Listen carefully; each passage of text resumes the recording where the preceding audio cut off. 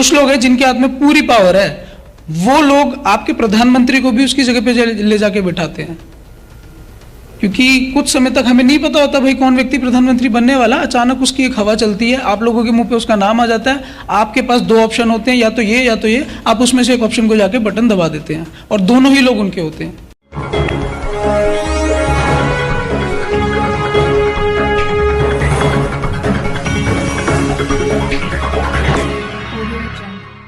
नमस्कार, मैं हूं सुमित आजाद और आप देख रहे हैं ग्लोबी न्यूज़।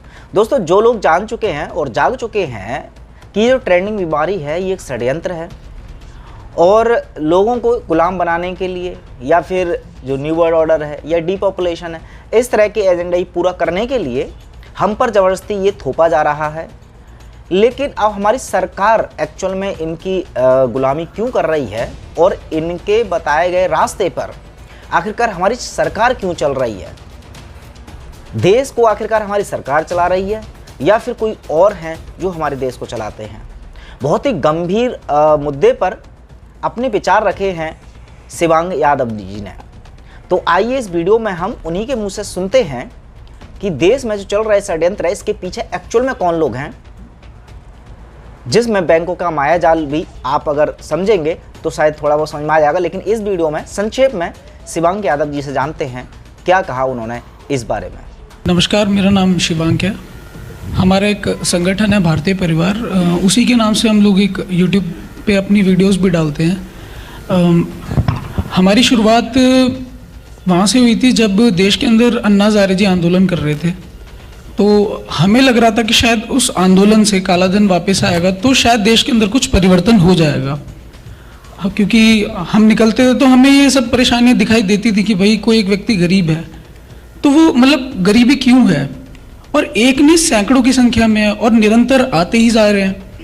अगर किसी लड़की का रेप हो रहा है तो बहुत कड़ी सज़ा दी गई, जैसे अभी भी मतलब गोली मार दी गई, फांसी दी गई, लेकिन उसके बाद भी रेप कैसे हो जाता है? अगर हमें ये लगता है कि डर के कारण रेप नहीं होगा, तो ये सब समस्याएं हमें दिखाई दे रही थी, तो हमें कुछ समझ नहीं आ रहा था। तब जाके कुछ चीज़ों पे समझ बनी कि भाई ये दुनिया चलती कैसे है और उसको कंट्रोल किस तरीके से किया जा रहा है आज पूरी दुनिया को, और कौन लोग उनको कंट्रोल कर रहे हैं और उनका एक एजेंडा भी है।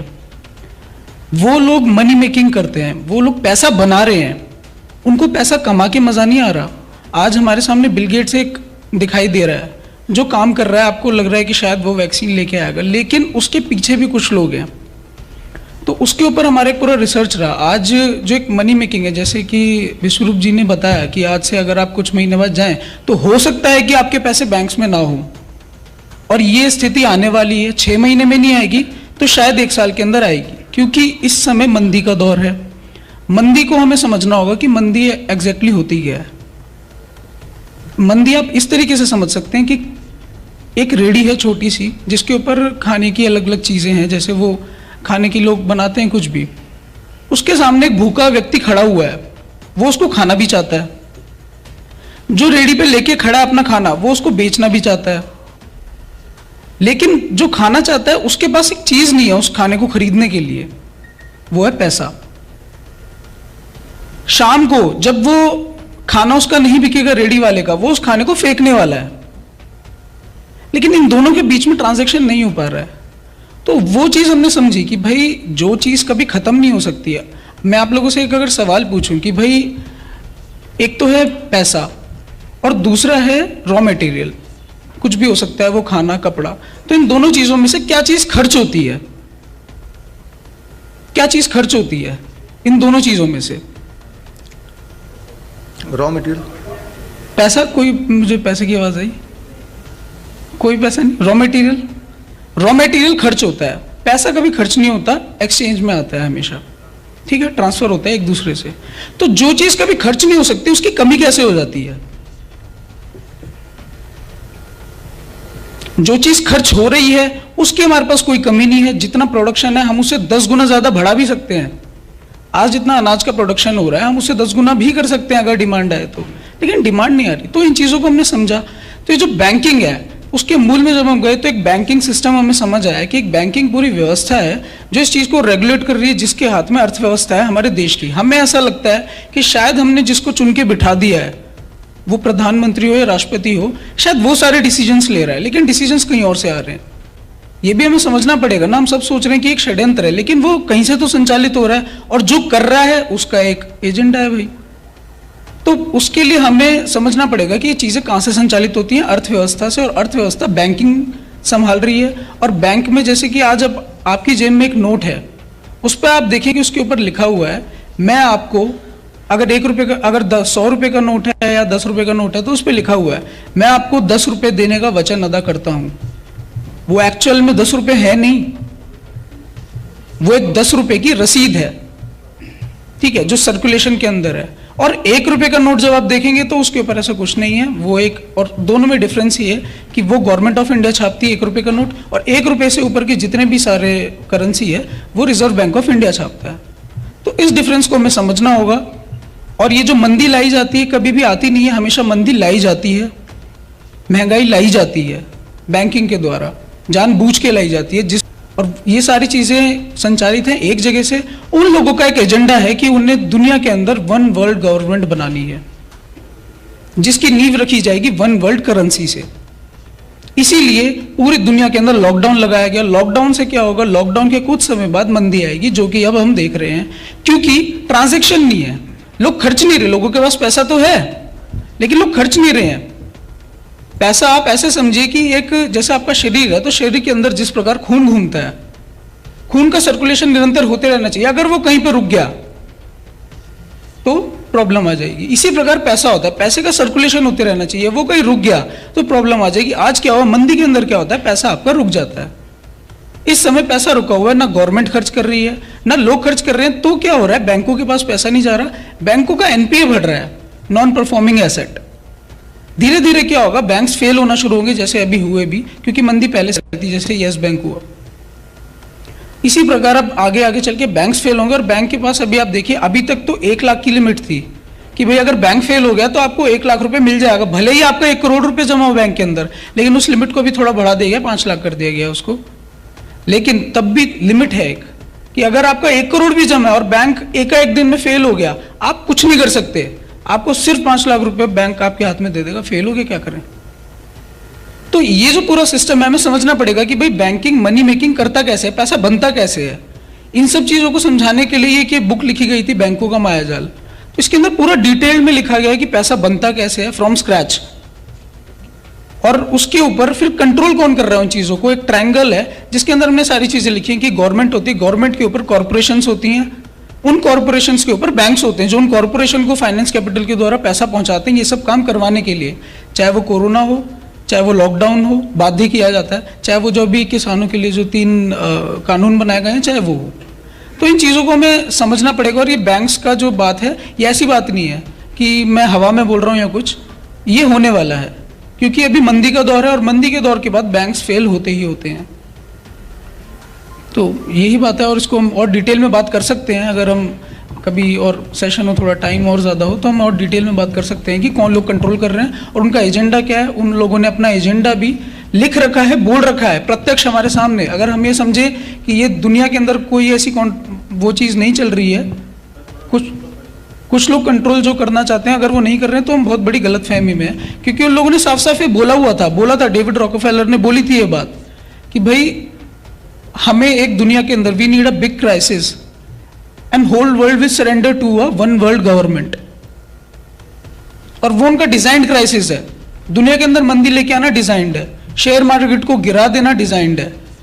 जिन लोगों को पता था कि पहले से लॉकडाउन लगेगा, बीच रात में किया जाता लॉकडाउन, बीच रात में ही नोटबंदी की जाती है, पहले से पता होता है कुछ लोगों को कि लॉकडाउन किया जाएगा, उन लोगों को शेयर मार्केट में बहुत फायदा हुआ और उन लोगों की संपत्तियां बढ़ी भी। आप लोगों ने देखा होगा, पता होता है पहले से। जैसे कि 9/11 हुआ, अमेरिका के अंदर अटैक हुआ, उससे पहले बहुत सारे लोगों को वो पता था कि अटैक होने वाला है, उन लोगों ने शेयर मार्केट से बहुत पैसा कमाया। तो हर चीज डिजाइंड है। हम ऐसा समझते हैं कि शायद अपने आप हो गया, शायद कहीं से वायरस लीक हुआ, फैल गया।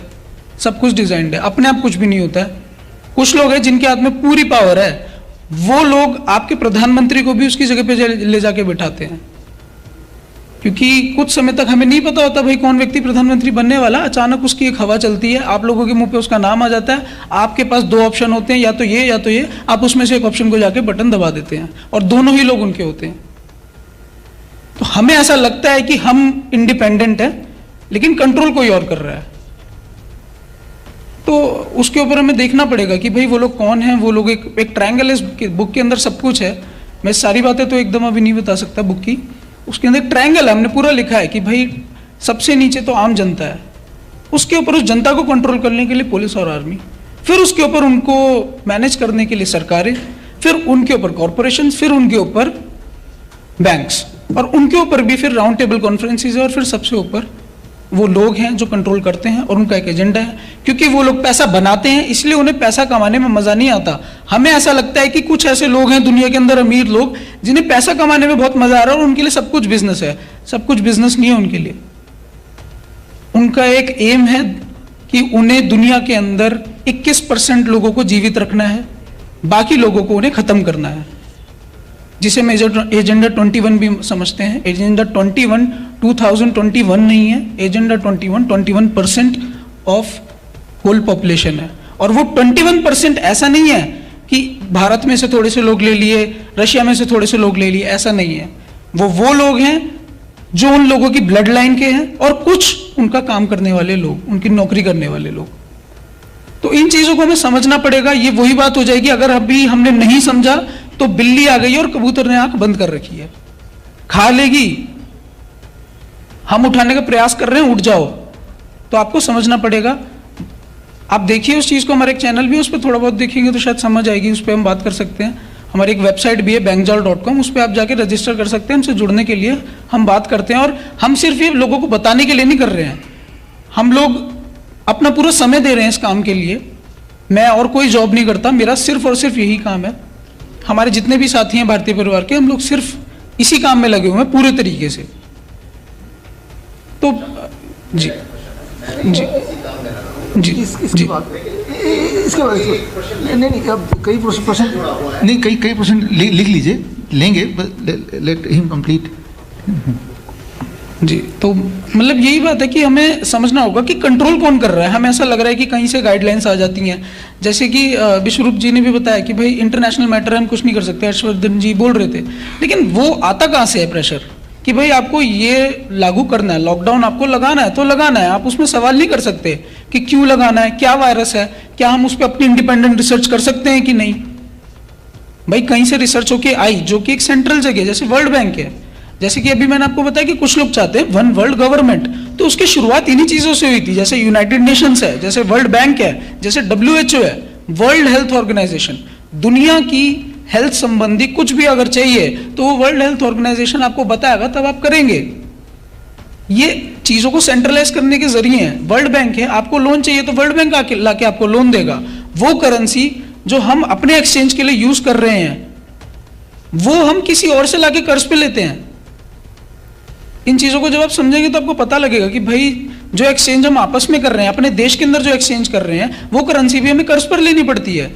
आज अगर आपकी जेब में, यहाँ पे बैठे हुए जितने भी लोग हैं, उनकी जेब में जितने भी रुपए हैं, मान लीजिए 100 रुपए हैं, 10 रुपए भी हैं, वो कभी किसी ने बैंक से जाके लोन लिया था, तब वो मार्केट के अंदर आया और आज आपकी जेब के अंदर है। क्योंकि आज के समय में पैसा ही कर्ज है, कर्ज ही पैसा है। कोई अगर बैंक से लोन ले रहा है तो मार्केट के अंदर पैसा आ रहा है। बैंक्स क्यों फेल होंगे आगे जाके? इसलिए होंगे क्योंकि लोगों ने लोन लेने अभी कम कर दिए। बाजार के अंदर पैसा नहीं आ रहा, बैंक्स फेल होने वाले हैं कुछ समय बाद।